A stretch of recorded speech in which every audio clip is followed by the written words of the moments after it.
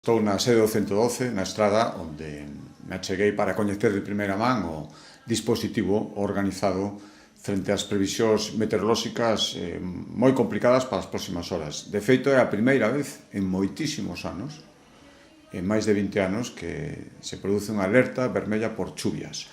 Van estar localizadas as máis fortes en varios concellos do interior de Galicia.